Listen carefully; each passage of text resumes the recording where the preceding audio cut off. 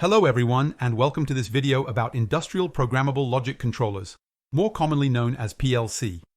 A few decades ago, before programmable controllers existed, machines were operated through cabinets packed with relays and complex wiring. Every modification required hours of work. Each production cycle meant physically rewiring the system, a long, expensive, and error-prone process. As industry grew, production lines became increasingly complex, causing electrical cabinets to expand dramatically in size. Today, all of that fits into a single device, the Programmable Logic Controller. Let's take a look at its history, how it works, and why it has become essential in modern industry. Everything began in the late 1960s. General Motors was looking for a more flexible way to control its production lines, and in 1969, the first PLC was created, the Modicon 084, Modicon meaning Modular Digital Controller. In the 1970s, PLCs gradually replaced relay-based systems.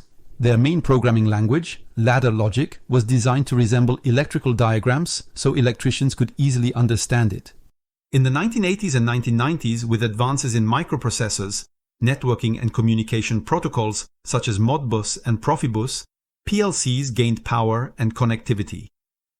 Since the 2000s, PLCs have opened up to industrial computing, Ethernet networks, and today they are at the heart of Industry 4.0. Connected to the cloud and the Internet of Things, IoT. An industry filled with sensors collecting real-time data, transmitting it across networks, and sometimes even capable of making autonomous decisions.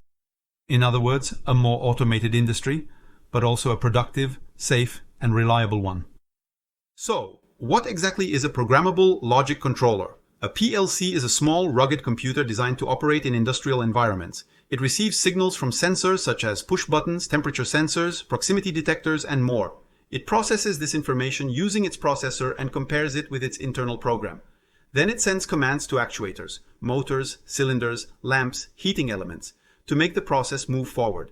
This happens in cycles, because the sensors report back to the processor the new state resulting from the actuator's movement.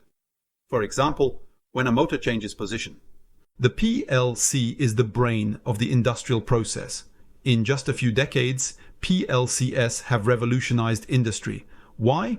Because modifying a program is far easier than modifying hardwired logic. You simply reprogram it. Before PLCs, any change required rewiring relay-based systems, which consumed an enormous amount of time. To write a PLC program, we use standardized languages defined by IEC 61131. The most well-known is ladder logic, which resembles an electrical schematic. There is also SFC, sequential function chart, perfect for representing step-based sequences. Other languages include structured text and function block diagrams. Each language has its advantages, but all of them describe how the machine should react to signals provided by sensors, monitoring their environment. As you now understand, PLCs are everywhere in industry. In automotive manufacturing for assembly, in food processing for bottling, in logistics for conveyor systems, and much more. And tomorrow, PLCs will be even more connected and intelligent. Let's now look inside a PLC to understand exactly how it works. A PLC is like a small computer specialized for industrial applications. Inside, we find several parts working together to process information and control machines. First, the inputs. They receive signals from sensors or control buttons. They can be digital, discrete, when the sensor only provides two states, such as presence or absence or temperature reached or not reached, like a thermostat. They can be analog, when the sensor provides a continuously variable value, for example, temperature changing over time, which the system must read in real time. They can also be numeric, digital with encoded data, when the sensor transmits binary encoded information. Second, the processing unit, the true brain of the PLC. It contains a microprocessor, program memory, working memory. Its role is to execute the instructions of the program. This program is written by an automation engineer using ladder logic, SFC, function blocks, instruction list, or structured text. Third, the outputs. These outputs supply the actuators. An actuator is a device that converts one form of energy into another. An electric motor converts electrical energy into rotational mechanical energy. A pneumatic cylinder converts pneumatic energy into linear motion. A heating element transforms electrical energy into heat. A lamp turns electricity into light. Outputs can be digital, on-off, numeric, or analog when they must deliver a variable value. Now let's analyze the PLC's operating cycle. We'll build a chronological sequence to clearly illustrate how PLCs work.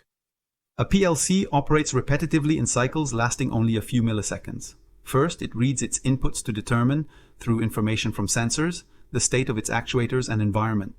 The PLC stores this information in a memory called the input image table. Then it executes the program, a logical and arithmetic processing phase where the processor compares the stored input data with the program instructions written by the automation engineer. Next, the PLC updates a second memory called the output image table. After this, it physically activates the output modules. This triggers pre-actuators, which in turn power the actuators. A chain reaction. The cycle is extremely fast, giving the impression that the PLC reacts in real time. Of course, like any computing cycle, it also includes self-diagnostic phases. Here I have presented a basic PLC, but many additional modules exist to adapt it to the needs of each process. Communication modules like Ethernet, Modbus, Profibus, Profinet, high-speed counting modules for encoders, PID modules for industrial control loops, and a variety of power supply options. In summary, a programmable logic controller operates in a continuous loop. It reads sensors, processes data according to the program, controls the actuators, and repeats this cycle hundreds of times per second. That's about everything I wanted to explain about programmable logic controllers. You will find a PDF course in the description. I hope it will be useful to you.